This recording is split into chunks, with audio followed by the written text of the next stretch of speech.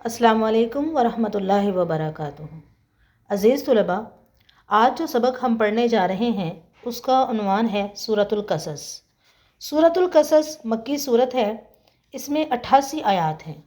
تعارف: سورۃ القصص مکہ مکرمہ میں نازل ہونے والی آخری سورت ہے، کیونکہ اس کی آیت نمبر 85 اس وقت نازل ہوئی جب حضرت محمد صلی اللہ علیہ وآلہ وسلم ہجرت کی غرض سے مدینہ منورہ کے لیے روانہ ہو چکے تھے۔ اس سورت کی آیت نمبر 25 میں القصص کا لفظ آیا ہے، اسی مناسبت سے اس کا نام سورۃ القصص رکھا گیا ہے۔ سورۃ القصص کا خلاصہ حضرت موسیٰ علیہ السلام کا ذکر کر کے حضرت محمد صلی اللہ علیہ وآلہ وسلم کی رسالت اور آپ کی دعوت کی سچائی کو ثابت کرنا ہے۔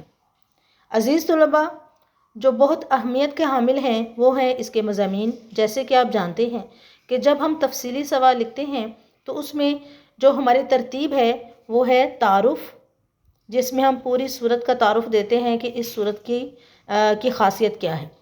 اس کے بعد اس کی وجہ تسمیہ بتائی جاتی ہے۔ وجہ تسمیہ جو ہے وہ اس لائن سے لے کر یہاں تک ہوگی کہ اس سورت کی آیت نمبر 25 میں القصص کا لفظ آیا ہے، اسی مناسبت سے اس کا نام سورۃ القصص ہے۔ تعارف، وجہ تسمیہ اور اس کے بعد خلاصہ۔ سورۃ القصص کا خلاصہ حضرت موسیٰ علیہ السلام کا ذکر کر کے حضرت محمد صلی اللہ علیہ وآلہ وسلم کی رسالت اور آپ کی دعوت کی سچائی کو ثابت کرنا ہے۔ تعارف، وجہ تسمیہ، خلاصہ اور اب اس کے بعد مضامین۔ مضامین کے بعد جو ہماری ترتیب ہوگی وہ ہوگی علمی اور عملی نکات۔ یہ سب سے آخر میں ہم لوگوں نے یاد کرنا ہے، جس کے بعد ہمارا تفصیلی سوال پورا ہو جائے گا۔ تو اب ہم آتے ہیں مضامین کی طرف۔ سورۃ القصص کے پہلے 5 رکوعوں میں بہت تفصیل کے ساتھ حضرت موسیٰ علیہ السلام کا واقعہ بیان کیا گیا ہے۔ قرآن مجید میں پچھلے انبیاء کرام میں سب سے زیادہ تفصیل کے ساتھ حضرت موسیٰ علیہ السلام کا ذکر آیا ہے، کیونکہ حضرت موسیٰ علیہ السلام کے حالات زندگی حضرت محمد صلی اللہ علیہ وآلہ وسلم کی سیرت طیبہ کے ساتھ ان کی کئی چیزوں میں مشابہت ہے۔ سورۃ القصص میں بنی اسرائیل کے ایک شخص قارون کا عبرت ناک واقعہ بیان کیا گیا ہے۔ عزیز طلباء، یہ جو پیراگراف ابھی میں پڑھنے جا رہی ہوں یہ بہت اہمیت کا حامل ہے اور یہ یاد کرنے کی ضرورت ہے۔ جس نے آخرت کے مقابلے میں دنیا کو ترجیح دی اور اپنی قوم کی بجائے فرعون کی خدمت کی۔ حضرت موسیٰ علیہ السلام نے اسے درست راستے پر آنے کی دعوت دی، لیکن وہ نہ مانا۔ یہ شخص اپنے پاس موجود مال و دولت کو اپنی ذاتی محنت اور اپنے علم کا نتیجہ قرار دیتا تھا اور اللہ تعالیٰ کے احسان اور نعمت کا انکار کرتا تھا۔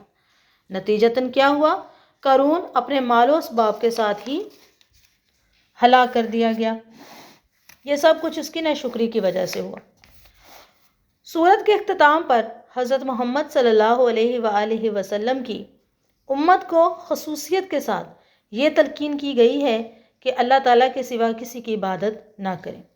عزیز طلباء، یہ تھے ہمارے مضامین۔ اب ہمارے تفصیلی سوال کی جو ترتیب ہے وہ یہ ہے: تعارف، وجہ تسمیہ، خلاصہ، مضامین اور آخر میں علمی و عملی نکات۔